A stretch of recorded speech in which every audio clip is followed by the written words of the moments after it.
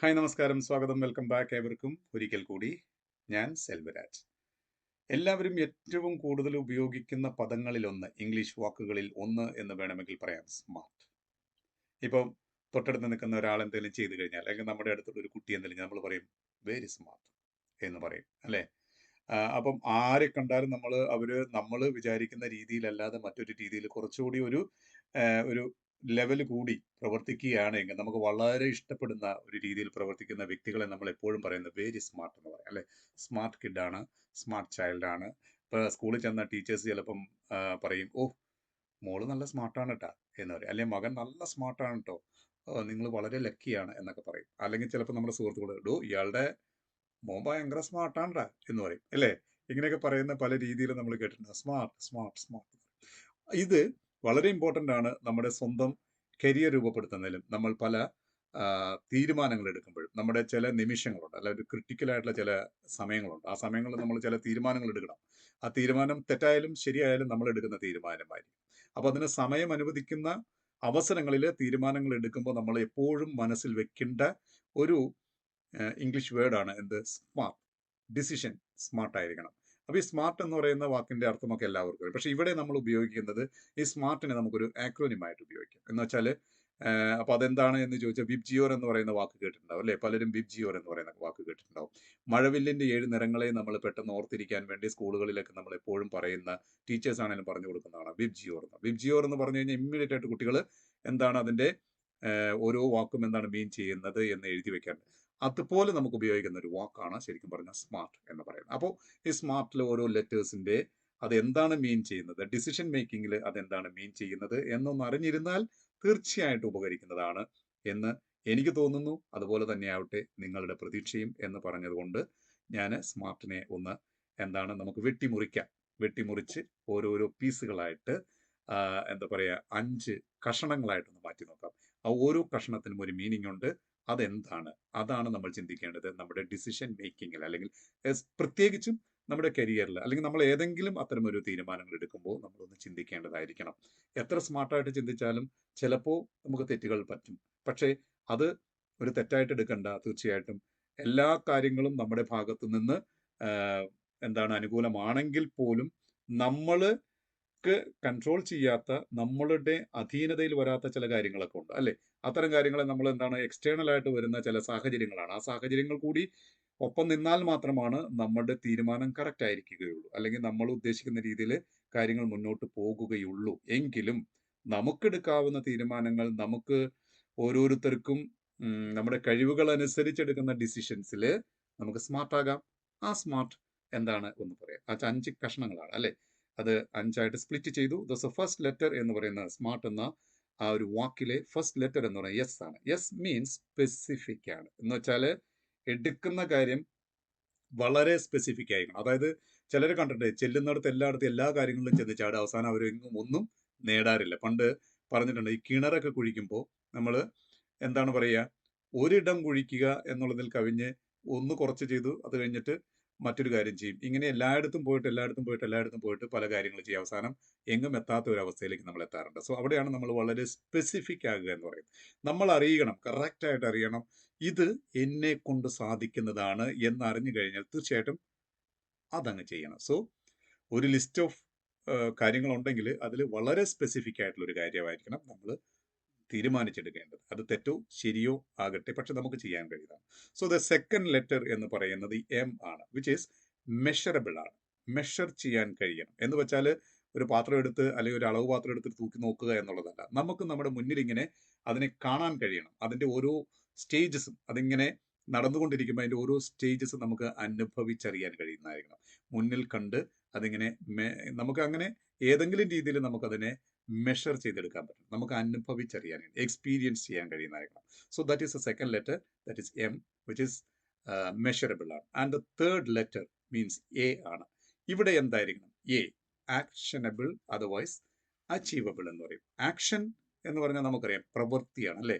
അപ്പൊ നമുക്കത് ചെയ്യാൻ കഴിയുന്നതായിരിക്കണം, നമുക്കത് നേടിയെടുക്കാൻ കഴിയുന്നതായിരിക്കണം, അച്ചീവ് ചെയ്യാൻ കഴിയുന്നതായിരിക്കണം. സോ ഇത് ഗോൾ സെറ്റിങ്ങിലൊക്കെ വളരെ ഇമ്പോർട്ടൻ്റ് ആണ് കേട്ടോ.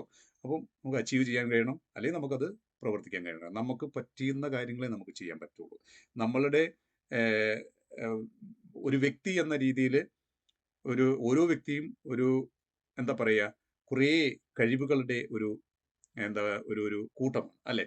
അങ്ങനെ നമുക്ക് ഓരോരുത്തർക്കും ഓരോ വ്യക്തിക്കും ചേർന്ന ഒരു പല തരത്തിലുള്ള കഴിവുകളുണ്ട്. അപ്പോൾ അതിനെ മനസ്സിലാക്കിക്കൊണ്ട് നമുക്ക് ചെയ്യാൻ പറ്റുന്ന ഒരു പ്രവൃത്തിയിൽ നമ്മൾ ഏറ്റെടുക്കുക, അത് ചെയ്ത് തീർക്കുക. അതായത് ചെയ്യാവുന്ന കാര്യമേ പറയാവൂ, പറയുന്ന കാര്യമേ ചെയ്യാവൂ. അതായിരുന്നു. അപ്പോൾ നമ്മൾ ഈ ഡിസിഷൻ മേക്കിങ്ങിലും അതുപോലെ കരിയറിന്റെ കാര്യങ്ങളിലൊക്കെ നമ്മൾ ചിന്തിക്കേണ്ട ഒരു കാര്യമാണ് ആക്ഷനബിൾ ആയിരിക്കണം. ആൻഡ് ഫോർത്ത് ലെറ്റർ എന്ന് പറയുന്നത് ഇറ്റ്സ് ആർ, മീൻസ് റിയലിസ്റ്റിക് ആയിരിക്കണം, യാഥാർത്ഥ്യവുമായിട്ട് ബന്ധപ്പെട്ട് കിടക്കുന്നതായിരിക്കണം. അല്ലാതെ ഏതെങ്കിലും ഒരു കാര്യം നമ്മൾ തീരുമാനിച്ചു ചെയ്തു എന്നിട്ട് അത് നമ്മൾ ഒരു സർട്ടൺ സ്റ്റേജിൽ ചെന്ന് കഴിയുമ്പോൾ അത് നമുക്ക് പിന്നീട് അങ്ങോട്ട് മുന്നോട്ട് പോകാൻ പറ്റാത്തൊരവസ്ഥയാണ്. അവിടെ വരുമ്പോൾ എന്തായിരിക്കും, നമ്മൾ പുറകിലേക്ക് പിൻവലിയേണ്ടി വരും. ഈ പിൻവലിഞ്ഞു കഴിഞ്ഞാൽ തീർച്ചയായിട്ടും ടൈം വേസ്റ്റ് ആണ്, അല്ലെങ്കിൽ പല രീതിയിലുള്ള നഷ്ടം, ആരോഗ്യം, സമയം, സാമ്പത്തികം, എല്ലാ രീതിയിലുള്ള നഷ്ടങ്ങളും അവിടെ സംഭവിക്കാറുണ്ട്. അപ്പോൾ ഇതും ഒരു കാര്യമാണ്. അപ്പം തീർച്ചയായിട്ടും ഇപ്പോൾ കുട്ടികളൊക്കെ ആണെങ്കിലും പഠിക്കുന്ന കാലങ്ങളിൽ അല്ലെങ്കിൽ 10ാം ക്ലാസ് കഴിഞ്ഞിട്ട് മറ്റൊരു സ്റ്റേജിലേക്ക് കടക്കുകയാണ്. അവിടെ തീരുമാനമെടുക്കേണ്ട ഒരു സമയമാണ്, ഒരു പർട്ടിക്കുലർ ടൈമാണ്. അവിടെ സർട്ടൺ ഒരു പർട്ടിക്കുലർ ആയിട്ടുള്ള ഒരു സ്ട്രീമിലേക്ക് നമ്മൾ തിരിഞ്ഞു കഴിഞ്ഞാൽ പിന്നെ അത് വിട്ടിട്ട് മറ്റൊരു മാർഗത്തിലേക്ക് നമുക്ക് തിരിയാൻ പറ്റത്തില്ല. ഞാൻ അറിഞ്ഞിട്ടുണ്ട്, ഞാൻ കണ്ടിട്ടുണ്ട്, എൻ്റെ അടുത്ത് വന്നിട്ടുള്ള ചില സംഭവങ്ങൾ. ഒരു കേസായിരുന്നു. ഒരു കുട്ടി, ഒരു ആൺകുട്ടിയാണ്. ആ ആൺകുട്ടിയുടെ ഒരു കാര്യം എന്ന് പറഞ്ഞാൽ ഈ കുട്ടീനെ അവരുടെ മാതാപിതാക്കൾ കൊണ്ടുപോയിട്ട് എന്താണ് ഷിപ്പ് ബിൽഡിംഗ് എന്ന് പറയുന്ന ഒരു കോഴ്സിന് കൊണ്ട് ചേർത്തു. ഈ കോഴ്സ് 5 വർഷത്തെ കോഴ്സ് പറ്റിയാണ്. ഈ കോഴ്സിന് ചെന്ന് ചേർത്തു. ഈ കുട്ടിക്ക് ഇത് ചെയ്യാനുള്ള യാതൊരുവിധ, ആ വ്യക്തി എന്ന രീതിയിൽ ആ ഒരു കുട്ടിക്ക് അത് ചെയ്യാനുള്ള ഒരു പ്രാപ്തിയില്ല, അല്ലെങ്കിൽ ആ ഒരു മേഖലയിൽ പ്രവർത്തിക്കാനുള്ള വ്യക്തി എന്ന രീതിയിലുള്ള കഴിവുകളില്ലാത്തതാണ്. അപ്പോൾ അവിടെ ചെന്നിട്ട് എന്ത് സംഭവിച്ചു, ആ കോഴ്സ് കംപ്ലീറ്റ് ചെയ്യാൻ പറ്റിയില്ല. ആ കോഴ്സ് കംപ്ലീറ്റ് ചെയ്യാതെ, അപ്പോഴത്തേക്കും കോഴ്സ് കംപ്ലീറ്റ് ചെയ്യാതിരിക്കുക എന്ന് പറഞ്ഞിട്ടുണ്ടെങ്കിൽ അറിയാം, പല കോഴ്സുകളും 4ഉം 5ഉം വർഷമാണ്. ഈ 5 വർഷമൊക്കെ കഴിഞ്ഞിട്ട് ഒരു കോഴ്സ് കംപ്ലീറ്റ് ചെയ്യാതെ ഇറങ്ങുക എന്ന് പറഞ്ഞിട്ടുണ്ടെങ്കിൽ പ്രായം അതുപോലെ മാറുന്നു എന്നതാണ്. ആൻഡ് വീണ്ടും എന്താണ്, നമ്മൾ വീണ്ടും പഴയ അവസ്ഥയിലേക്ക് വരും. എന്താണ്, പാമ്പും കോണിയും കളിക്കുക എന്ന് പറയും അല്ലേ, സ്നേക്ക് ആൻഡ് ലാഡർ കളിയും. എന്താണ് ചെയ്യുക, നമ്മളിങ്ങനെ ഓരോന്നോരോന്ന് എറിഞ്ഞ് 5, 6, 4 എന്നൊക്കെ പറഞ്ഞ് ഒറ്റ സ്റ്റേജിലേക്കായിട്ട് 100ൽ എത്തുന്ന ഒരു സമയമുണ്ട്. അതിന് തൊട്ട് മുമ്പ് 99 ഒരു 99 ഒരു വലിയൊരു സ്നേക്ക്, ഒന്നിലേക്ക് എത്തുന്ന ഒരു സ്നേക്ക് വാ പൊളിച്ച് നിൽക്കുന്നുണ്ടാവും. സ്വാഭാവികമായിട്ടും എൻ പോയിന്റിൽ എത്തിയിട്ട് തിരിച്ച് താഴത്തേക്ക് ചാടുന്ന ഒരു അവസ്ഥയാണ്. ഇതിലും അങ്ങനെയൊക്കെ സംഭവിക്കുക. പക്ഷെ ഇവിടെ നമുക്ക് ചില കാര്യങ്ങൾ നമുക്ക് വ്യക്തമായിട്ടുള്ള തീരുമാനമുണ്ട്. പാമ്പും കോണിയും കളിക്കുമ്പോൾ അവിടെ ചിലപ്പം നമുക്ക് ഉറപ്പില്ലാത്ത കാരണം, നമ്മുടെ മുന്നിൽ നമ്മൾ എന്താണ് ഇത് ടോസ് ചെയ്യുമ്പോൾ അതിനകത്ത് വരുന്ന നമ്പർ അനുസരിച്ച് നമ്മൾ അവിടെ ഒരു ഭാഗ്യത്തിന്റെ ഒരു എലമെന്റ് ഉണ്ട് എന്ന് പറയാം. ഇവിടെ പക്ഷെ അതല്ല. ഇവിടെ നമുക്ക് തീരുമാനിക്കാം. നമ്മുടെ വ്യക്തി എന്ന രീതിയിൽ നമ്മുടെ കഴിവുകളെ മനസ്സിലാക്കിയിട്ട് നമുക്ക് തീരുമാനിച്ച് മുന്നോട്ട് പോകാം. അപ്പോൾ ഈ സമയം എല്ലാ കാര്യങ്ങളുമാണ്. അപ്പം നമ്മുടെ ഒപ്പമുള്ളവർ പലരും അതിനോടകം തന്നെ അവരുടെ യാത്ര പൂർത്തിയാക്കിയിരിക്കും. അവരൊരു പൊസിഷനിൽ എത്തിയിട്ടുണ്ടാകും. നമ്മളപ്പോഴും ഒന്നിൽ നിന്ന് വീണ്ടും തുടങ്ങേണ്ട ഒരു അവസ്ഥയിലേക്ക് എത്തും. സോ ഇത് ഡിസിഷൻ മേക്കിങ്ങിൽ വളരെ കാര്യമായിട്ടുള്ള, പ്രത്യേകിച്ചും പഠന കാര്യങ്ങളിലേക്ക് വളരെ കൃത്യമായിട്ട് ചിന്തിക്കേണ്ട ഒരു കാര്യമാണ്. സോ ലെറ്റർ ആർ എന്ന് പറയുന്നത് വളരെ റിയലിസ്റ്റിക് ആയിട്ടുള്ള തീരുമാനങ്ങളാണ് എടുക്കേണ്ടത്. വളരെ റിയാലിറ്റിയുമായിട്ട് നമുക്ക് ചെയ്തു തീർക്കാവുന്നത്, യാഥാർത്ഥ്യവുമായിട്ട് ബന്ധപ്പെട്ട് കിടക്കുന്ന കാര്യങ്ങളാണ് നമ്മൾ ചെയ്യേണ്ടത്. പിന്നെ ഏറ്റവും അവസാനത്തെ ലെറ്റർ എന്ന് പറയുന്നത് ടി ആണ്. ടി മീൻസ് ടൈം ആണ്. ടൈം ബൗണ്ട് ആകണം. അതൊരു ടൈം ഫ്രെയിമിലാണ്. എന്ത് കാര്യങ്ങൾ നമ്മൾ ചെയ്യുമ്പോഴും അവിടെ ഒരു ടൈം ഫ്രെയിം ഉണ്ട് അല്ലേ. അത് ചെറിയതായിരിക്കാം, ചിലപ്പോൾ 5 മിനിറ്റ് ആയിരിക്കാം, അതർവൈസ് അതൊരു വർഷങ്ങൾ നീളുന്ന ഒരു പ്രവൃത്തിയായിരിക്കും. അതിനൊരു കൃത്യമായിട്ടുള്ള ഒരു ടൈമുണ്ട്. ആ ടൈമിൻ്റെ ഉള്ളിൽ ചെയ്തു തീർക്കാൻ കഴിയുന്ന തീരുമാനങ്ങൾ എടുക്കും. അപ്പോൾ നമ്മൾ ലക്ഷ്യങ്ങൾ, അതായത് ഗോൾ സെറ്റിങ്ങിൽ വളരെ ഇമ്പോർട്ടൻ്റ് ആണ് അല്ലേ. ഇപ്പോൾ ഒരു ലക്ഷ്യത്തിലേക്ക് ഒരു ഡിസിഷനാണ്. ഇപ്പോൾ ഞാൻ 5 വർഷം കഴിഞ്ഞിട്ട് 6 വർഷം കഴിഞ്ഞിട്ട് ഡോക്ടർ ആകണം എന്ന് ഒരു കുട്ടി ആഗ്രഹിക്കുന്നു എങ്കിൽ അവിടെ 5 വർഷത്തെ കാലാവധിയുണ്ട്. അതിൻ്റെ ഉള്ളിൽ ഒരു സിലബസ് അല്ലെങ്കിൽ ഒരു പ്രത്യേക ഒരു സ്ട്രക്ചറിലൂടെയാണ്, അല്ല ഒരു ഫ്രെയിം വർക്കിലൂടെയാണ് ആ എൻ പോയിന്റിലേക്ക് എത്തുക. അപ്പോൾ അവിടെ എത്തുമ്പോഴത്തേക്കും അതിൻ്റെ ഉള്ളിൽ ചെറിയ ഗോൾസ് നമുക്ക് എന്താണ് നേടിയെടുക്കാനുണ്ട്. ഗോൾ സെറ്റിംഗ് ഉണ്ട് ഓൺ എ ഡെയിലി ബേസിസ്. എന്താണ്, ഷോർട്ട് ഗോൾസ് ഉണ്ട്. ലോങ് ഗോൾ അല്ലെങ്കിൽ ലോങ് ടൈം ഗോൾ എന്ന് പറയുന്നത് MBBS നേടുക എന്നാണെങ്കിൽ അതിൻ്റെ on A daily basis short time goals ഉണ്ട്. അപ്പോൾ ഒരു ടൈം ഉണ്ട്. ഈ ടൈം നമ്മൾ അറിഞ്ഞിരിക്കണം. അതിനനുസരിച്ച് ഇപ്പോൾ ഒരു വണ്ടി ഓടിക്കുകയാണെങ്കിൽ നമുക്കറിയാം ലക്ഷ്യം ഇന്ന സ്ഥലമാണെങ്കിൽ അവിടത്തേക്ക് ഇത്ര ഡിസ്റ്റൻസ് ഉണ്ട്, എൻ്റെ വണ്ടിയുടെ സ്പീഡ് എന്നതായിരിക്കും എന്നെല്ലാം മനസ്സിലാക്കി ഞാൻ കൃത്യമായിട്ട് നേരത്തെ സ്റ്റാർട്ട് ചെയ്ത് കഴിഞ്ഞാൽ ഡെഫിനറ്റ്ലി പറഞ്ഞ സമയത്തിനുള്ളിൽ നമുക്ക് അവിടെ എത്തിച്ചേരാൻ കഴിയും. പലരും ഇന്റർവ്യൂസിനൊക്കെ പോകുന്നു, സമയം വൈകുന്നു. പല കാരണങ്ങളാണ്. ഇവിടെ ചില കാര്യങ്ങൾ നമ്മൾ എത്രയൊക്കെ കൂട്ടിക്കിഴിച്ച് കറക്റ്റ് നോക്കി വെച്ചാലും ചിലത് നമ്മുടെ വരുതിയിൽ നിൽക്കുന്നതായിരിക്കില്ല, നമ്മുടെ പരിധിയിൽ നിൽക്കുന്നതായിരിക്കില്ല. അതൊക്കെ മറ്റ് സാഹചര്യങ്ങൾ കൂടി അനുകൂലമായാൽ മാത്രം വേണം. അപ്പൊ ഈ സാഹചര്യങ്ങൾ എന്താണ് എന്നതിനെ കുറിച്ച് കൂടി ഒരു ധാരണ നമുക്കുണ്ട് എങ്കിൽ അതിനനുസരിച്ച് നമുക്ക് നേരത്തെ തുടങ്ങാൻ കഴിഞ്ഞാൽ തീർച്ചയായിട്ടും എന്ത് പ്രതിബന്ധങ്ങൾ നമ്മുടെ മുന്നിലുണ്ടായാലും we can still achieve our goal. അതാണ് നമ്മൾ. അപ്പോൾ എന്തിനൊരു ടൈം ഉണ്ട്, തീർച്ചയായിട്ടുമായ ടൈം ഉണ്ട്. അത് മനസ്സിലാക്കി വേണം നമ്മളൊരു തീരുമാനമെടുക്കാൻ. അത് ചെറിയതാകട്ടെ വലിയതാകട്ടെ എന്തൊരു കാര്യമാണ്. And by the end of everything തീരുമാനമെടുത്തു, പ്രവർത്തിച്ചു, അത് സക്സസ് ആയില്ല എങ്കിൽ അതിനെക്കുറിച്ച് യാതൊരുവിധ വേവലാതിയും വേണ്ട, വ്യാകുലപ്പെടേണ്ട കാര്യമില്ല.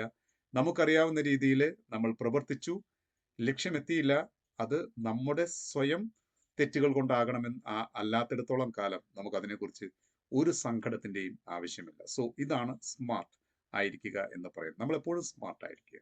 തീരുമാനങ്ങൾ കൃത്യമായിട്ട് കൃത്യമായ രീതിയിൽ ആലോചിച്ച് വളരെ സ്പെസിഫിക് ആയിട്ട് മെഷറബിൾ ആയിട്ട് ആക്ഷനബിൾ ആയിട്ട് റിയലിസ്റ്റിക് ആയിട്ട് ടൈം ബൗണ്ട് ആയിട്ട് എടുക്കുക. സോ ഒരു സ്മാർട്ട് ആയിട്ടുള്ള ഒരു വ്യക്തിയായി മാറുക. നമ്മുടെ ചുറ്റുവട്ടത്തുള്ളവരെയും സ്മാർട്ടായിട്ടുള്ള തീരുമാനങ്ങൾ എടുക്കാൻ സഹായിക്കുക. അങ്ങനെ സമൂഹത്തിന് കൂടി നമ്മളാൽ കഴിയുന്ന കാര്യങ്ങൾ ചെയ്യാൻ കഴിയുക.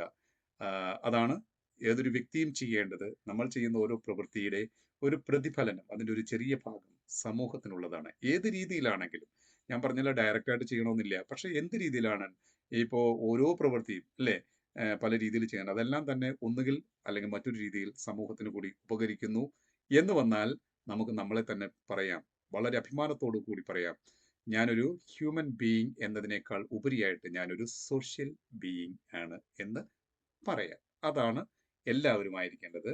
ഒരു ഹ്യൂമൻ എന്നതിനേക്കാൾ ഉപരിയായിട്ട് ഒരു സോഷ്യൽ ബീയിങ് ആയിട്ട് ഇരിക്കാൻ സാധിക്കട്ടെ എന്ന് ഒരു പ്രതീക്ഷയോടുകൂടി നമുക്ക് ഇന്നത്തെ ഈ ഒരു വീഡിയോ ഞാനിവിടെ വൈൻഡ് അപ്പ് ചെയ്യുകയാണ്. Thank you very much.